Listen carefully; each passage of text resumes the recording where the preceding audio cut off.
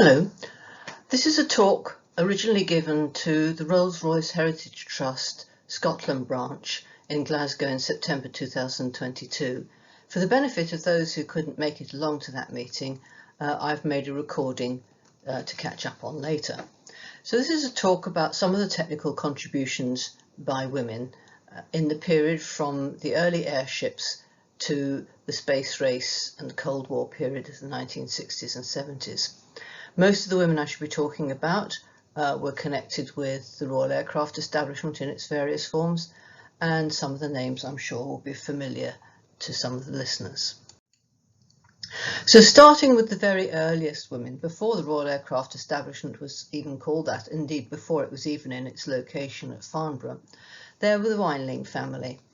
Mostly women, but led initially by a man, later by the women in the family. The Vinelings came from Alsace on the border between France and Germany, and they'd arrived in Britain in the mid-19th century. And their specialist trade was making something called goldbeater skin, and I'll explain what that is in a minute. But the point is that they could make inflatable globes and small toy scientific model balloons, which they sold both on the continent and then later on in London. And we're talking about the 1860s, 1880s, when the British Army, mainly the Royal Engineers, was thinking about the use of balloons as an instrument of war, mainly for observation purposes. The Royal Engineers had some people who were very interested in aviation in its early days, and Colonel Templar was looking for a way to make balloons that could contain hydrogen without it leaking out. One of the problems with most of the materials in use in those days was either very heavy, such as rubberized silk or cotton, or they leaked the hydrogen. The only thing that could be sure to keep the hydrogen in for a good length of time and also to be very light was goldbeater skin. And goldbeater skin is a curious stuff. It's a bit like very thin parchment, almost like tracing paper, but it's made from part of the intestines of a cow, a part called the caecum or blind gut. And this part of the intestine carefully treated, and we can see women in the top picture. These are some of the Vineling women. They have got the guts, they've been cleaned, they've probably been salted for preservation, and here they are stretching them out to make small flat sheets about 20 centimetres across by about 80 or 90 centimetres long. And the curious property of goldbeater skin is that when it's dry, it's, as I say, a bit like tracing paper, and that's what goldbeaters actually using it in that dry form to both beat out gold foil and store it in. But when it's damp, it sticks to itself and it behaves a good deal like cling film, or as the Americans call it, saran wrap. And the benefit of that for anything you want to use to contain hydrogen is it means that there's no sewing and no gluing. No sewing means no holes. And in fact, this material, until modern times, modern artificial materials, goldbeater skin was the very best way of making the gas balloon for the interior of a hydrogen balloon or an airship.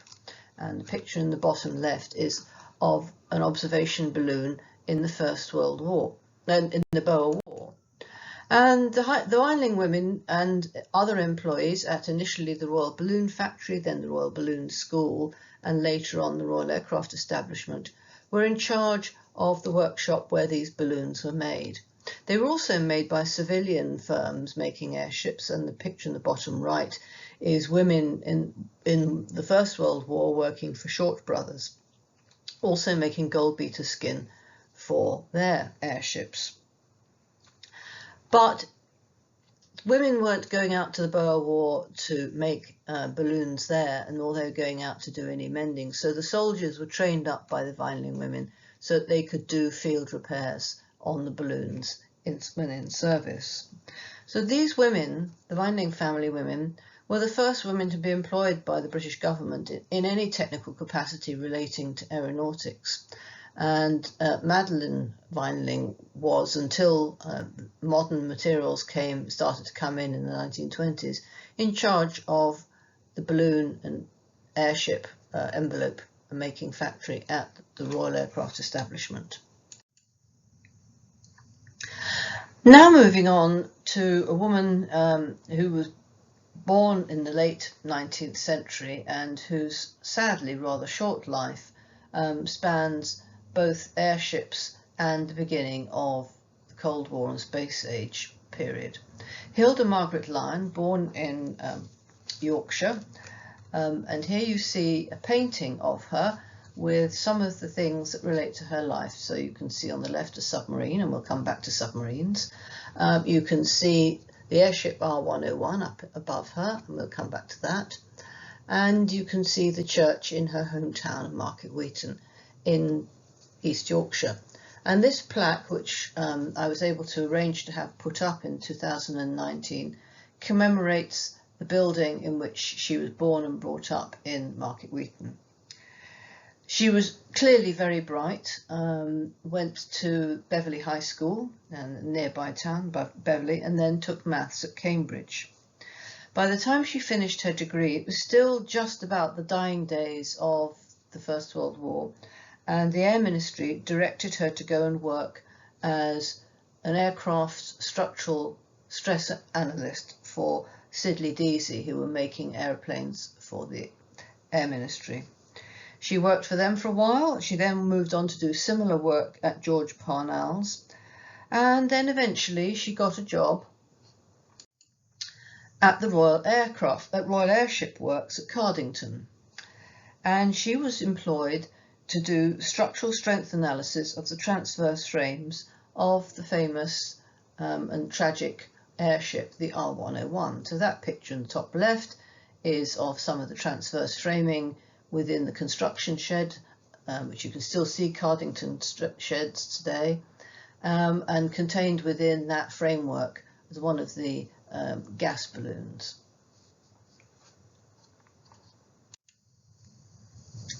While she was working on the structural strength of the transverse frames, she put together this paper looking at the mathematics of it and different behaviours of stresses and strains in such frames.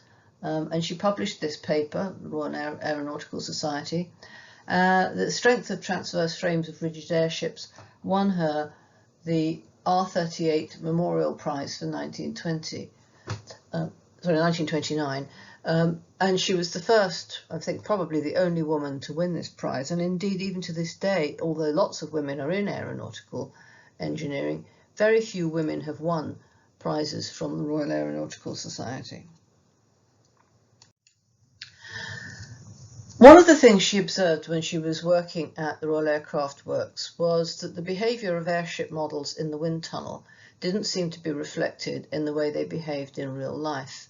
And when the work was finishing on the R101, in fact, just about the time that the R101 was going off on its fatal maiden flight, she was sailing to America, where she had been able to get a scholarship to go to Massachusetts Institute of Technology's aeronautical laboratory to do a master's research, and her work there was on the effect of turbulence on the drag of airship models.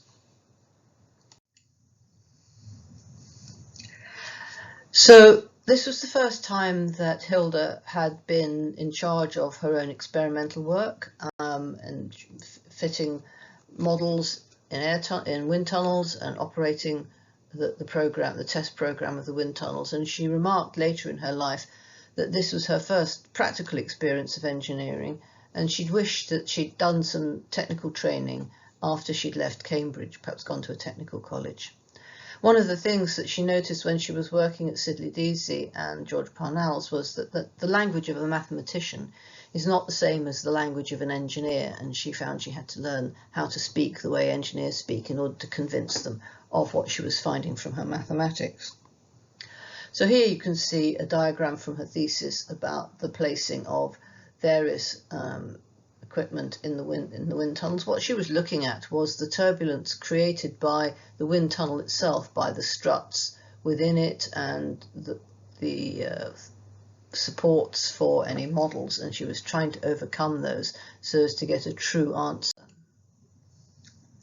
And what she was driving at was to understand, if you take away all the artificial turbulence created in the wind tunnel, what is the true behaviour in terms of streamlining and drag coefficients of airship models of different shapes. And here you can see various idealised things such as flat plates, as well as models such as one of the R101 and various other airships.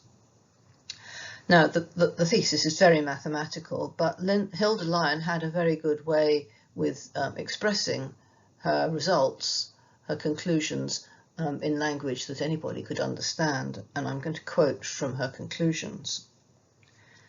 With this assumption that two airships of the same volume and same fineness ratio will have the same drag, in considering the speed and required horsepower, there is therefore nothing to choose between the two shapes. From the structural point of view, the shape with the higher block coefficient has a definite advantage, as it provides a greater gas volume in the nose and tail to balance the concentrated weights of the mooring equipment and the fins, thus relieving the static bending moments on the hull and reducing the structure weight. As the structure weight in modern rigid airships is about 65% of the total lift, a saving of 10% on the structure weight means an increase of nearly 20% in the useful load and probably 65% in the payload.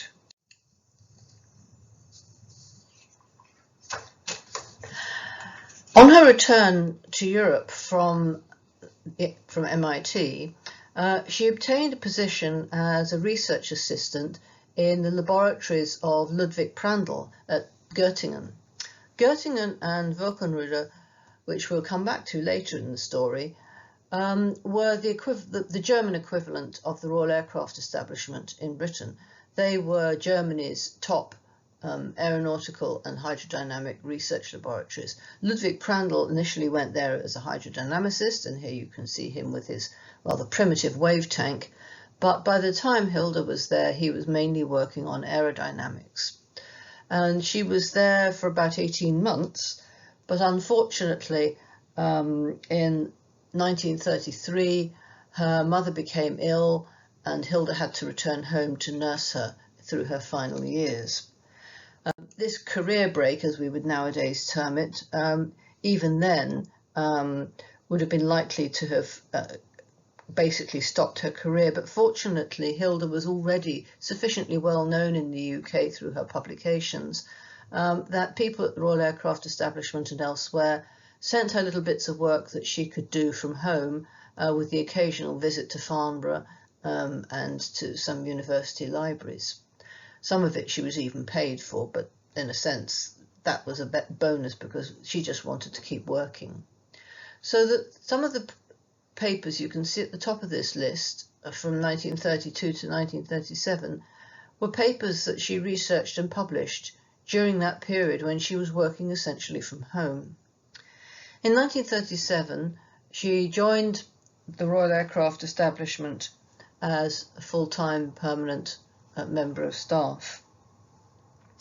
And she went on to produce lots of papers during the war, and you can see some of the ones that are starred in red at the end, where she was looking at the dynamic stability, longitudinal stability of various aeroplanes.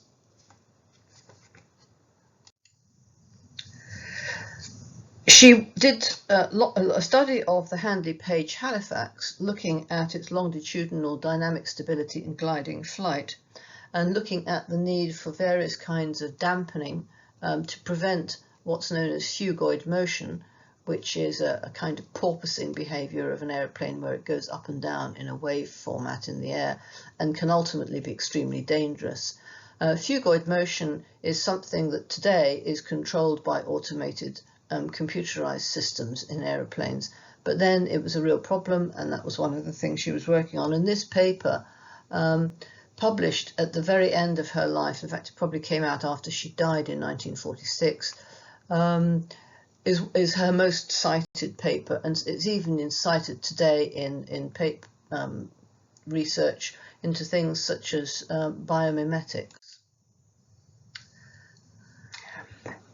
Looking now at Beatrice Schilling, who, although she was younger than Hilda Lyon, arrived at the Royal Aircraft Establishment at pretty much the same time. Hilda Lyon is best remembered, and probably the thing she's most known for nowadays is her work on the carburettors of the Rolls-Royce Merlin engine as used in Spitfire aeroplanes. Her early career was that as a school leaver, she was recruited by a Women's Engineering Society member called Margaret Partridge, who was setting up small direct current power stations in the West Country and East Anglia. And she was employed as an apprentice, and the idea was that she and Margaret would build a small power station, say for a village or even for a large house, wire up all the houses and street lights to the power station, and then the idea was that Beatrice would be left behind to manage it. However, it was recognised that she had a significant talent for engineering, and the Women's Engineering Society found some scholarships for her to go to Manchester University, where she did a mechanical engineering degree and then moved to the Royal Aircraft Establishment.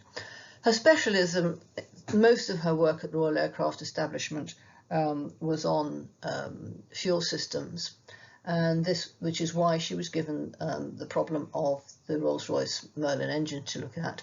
And in case you don't know the story, they were originally fitted with the SU carburettor, which relied on gravity to keep the carburettor float in place, without realizing that when the aeroplanes were in a nosedive, the float would be in the wrong position, the engine would flood, and you wouldn't be able to restart the engine in time, and the potential for loss of pilots is obvious. And she devised something called the RAE restrictor, which was sort of like a very shallow funnel or washer, which inhibited the flow of fuel when it was in the dive situation. And she was going around on her motorbike, which she also raced successfully at Brooklands circuit. She was going around either retrofitting aircraft herself or training up RAF technicians to do so. And from 1941 to 1943, this program went on, but even as late as May 43, some aircraft still hadn't been fitted with these things. They then went over to different, the engines were by then being built with either Bendix or Rolls-Royce pressure carburettors. As I mentioned, her specialism was on fuel supply systems. And after the war, as we moved into the Cold War era, a lot of her work was to do with rockets and missiles of various kinds. And here you can see the RAE Vickers transonic rocket model, which was used as a test bed for various different systems. And you can see the photo of one of these rocket models strapped underneath a Mosquito airplane in order to launch it in midair and test out the systems, and her contribution was the fuel supply system.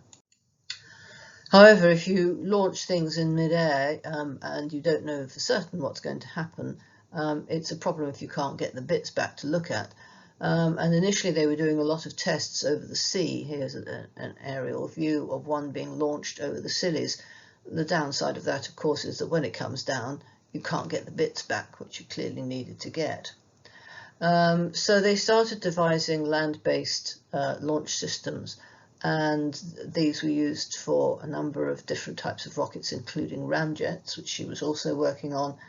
And here we see a picture of the first ever successful test launch of a ramjet rocket from this type of launch vehicle. So the jet test vehicles were like this initially, the top picture, and bottom pictures are of Bloodhound, which is what this work was working towards, surface-to-air missile, and I was delighted to find that the British TV series Endeavour, one in episode 3 of series 1, which is called Rocket, is all about a fictional version of the Bloodhound. In the TV programme it's called Standfast, and that was rather fun to see it being talked about in this fictional way. Beatrice Schilling also worked on some of the rockets which were crossovers between missiles and space rockets. And here we can see the blue streak on the test bed at Woomera, and her boil-off test rig for the blue streak oxygen tank at the Royal Aircraft Establishment. She also built a high-altitude test plant which was used for testing some of the peripherals for blue streak. Here we have Helen Grimshaw, slightly older than Beatrice, but she too arrived at the Royal Aircraft Establishment in the 1930s, bringing with her her BSc and PhD which she got from University College London. And her specialism was the various kinds of equipment you need to keep people alive when they're at high altitudes and high speeds. And here you can see her at her retirement event being given a little model of the Haldane pressure suit which she helped to design in the early part of her career. The picture on the right of the Haldane suit is the one in the Science Museum's collection. She worked with Kate Maslin, and they worked on things like helmets, the design of helmets, moving on from sort of soft leather helmets with earphones and detached breathing kit. Gradually the helmets became more and more integral with both the voice systems and with the oxygen systems. They also worked on Spitfire pressurized cabins, parachute development, and Grimshaw in particular ran the Royal Aircraft Establishment's flight test program for many years and wrote the manual on instructions to experimental establishments in relation to flying trials. And for those of you who get around to archives, I would like to say that I still have not found an actual copy of that document, and I'd be very glad to hear if anybody ever comes across it. In the post-war period, Helen Grimshaw and Kate Maslin were working on breathing systems and on the effects of noise on pilot performance, and also on circulation to control carbon dioxide in space capsules. So in the space race, of course, initially the Russians were ahead of the West, and those of you of a certain age may recall when Sputnik was launched. And this woman, Doreen Gilmore Walker, she came to be famous in aerospace circles for her work on the behaviour of satellites. She came to the Royal Aircraft Establishment in 1948 as a lowly scientific assistant, straight from school, no degree. And she was initially in the computer pool, which was a bit like a typing pool where women did manual calculations using slide rules or mechanical calculators. And she was picked out of that by Desmond King Healy, who spotted how quick and accurate she was, and she worked together with him for the rest of their careers. She rose to become a senior scientific officer, and in fact did acquire a PhD on the way, and had a short career break in the middle to have her own children. But some of the work for which she's most famous is the analysis of Sputnik 1, which led to the Royal Aircraft Establishment's series of books, annual books called The Table of Satellites, which looked at the behaviour of satellites and also the behaviour of long-range ballistic missiles. NORAD radar and other kinds of radar were necessary in order that she would get the data from which to work, and they quickly recognised the value of what she was calculating.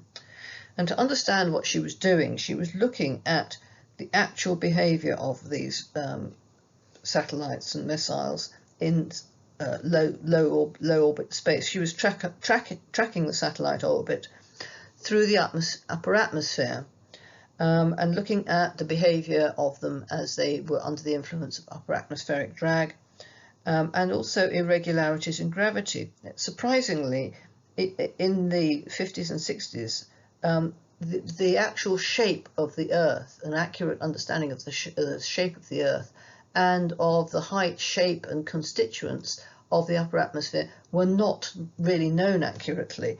and her contribution was to provide the data from which this became known.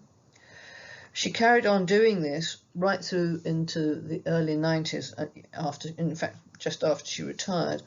Her PhD in 1980 was on the behavior of the Cosmos 462 Soviet anti-satellite interceptor, which you can see bottom left. And this was a sort of early forerunner of President Reagan's idea for a Star Wars initiative for shooting down satellites. That's what Cosmos and its other models did. It shot down satellites.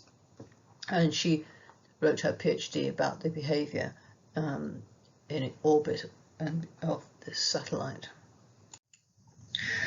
Moving on now to civil aviation development and safety. Those of you who are perhaps not familiar with the Royal Aircraft Establishment may not realise that, as well as providing support to the Royal Air Force on military aviation, it also provided research and development, and indeed in the early days design support for the civil aviation industry. In the 1950s there was a series of disastrous airline crashes. The Comet airliner, which was the first of the modern airliners that looked a lot like the sort of planes that we're familiar with today, a number of them crashed, killing many people, and it was not clearly understood what was going on to begin with. And the Royal Aircraft Establishment was doing the practical experimental work to try and find out what. And here I put in, for a bit of light entertainment, Jimmy Stewart starring as a Royal Aircraft Establishment scientist in a film version of Neville Shute's novel No Highway in the Sky, in which he's trying to understand the behaviour, the structural behaviour of a fictional aircraft and the fatigue problems, which ultimately proved to be what the Comet problem was.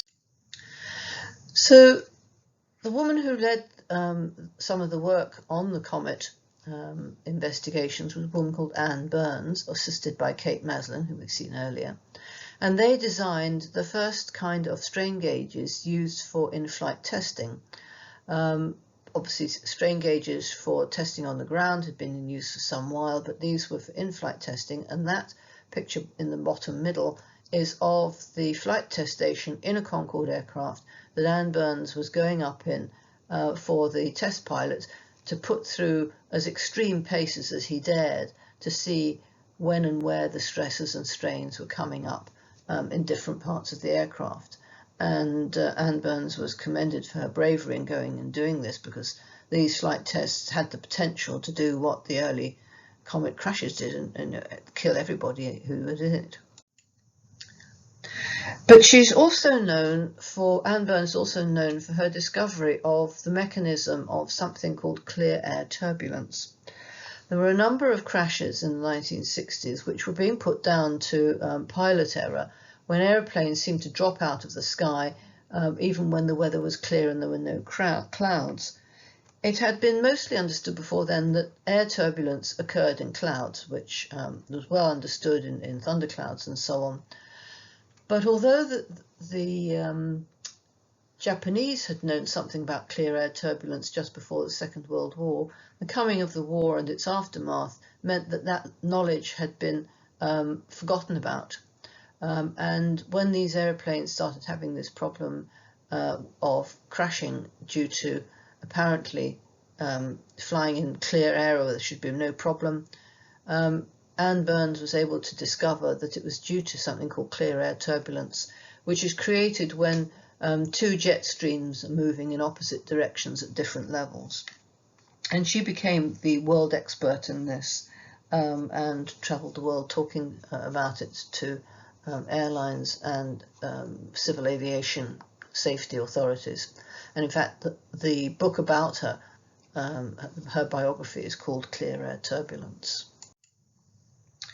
Moving on now to the final woman that I should be talking about, Johanna Weber. Dr. Johanna Weber was German, and she was educated at Göttingen, which I've mentioned before. She took her degree in mathematics there, and almost immediately went to work for a man called Dietrich Kuchen. and Weber and Kuckerman were to work together for the rest of their careers in Germany and then afterwards in Britain. And her research during the war was on the aerodynamics of engine cowlings and jet intakes. And then at the very end of the Second World War, the government sent teams of technical specialists to Germany with the liberating army, and it was called Operation Surgeon. Hilda Lyon was one of very few women who were involved in this, and she visited Wolkenrode and Göttingen, aeronautical research establishments, to interview the staff, find out what research they were doing, and this is a report on a visit to Wolkenrode and Göttingen, September 28th, October 15th, 1945, written by Hilda Lyon. Names no names. It just talks about topics, but we can deduce from those topics who she might have been talking to. And this page, which has a sketch effective body on side wash and talking about 40-degree sweepback wings, suggests that she'd been talking to Johanna Weber and probably Dietrich Kuckerman. We can assume that Hilda Lyon spoke and certainly read German easily enough from her time in Germany before the war, which would have been common for engineers of her generation, because many engineers of all nations continued to visit Germany for education and research purposes right up until the outbreak of the Second World War. So this work was what suggested to the Royal Aircraft Establishment that Johanna Weber and her colleague Dietrich Kuckerman might be worth recruiting. It's said that Johanna Weber was initially a bit reluctant, and probably if her colleague hadn't already gone, she might not have come to Britain, but they both came, and they both remained at the Royal Aircraft Establishment for the rest of their careers, apparently both socially and professionally very happy.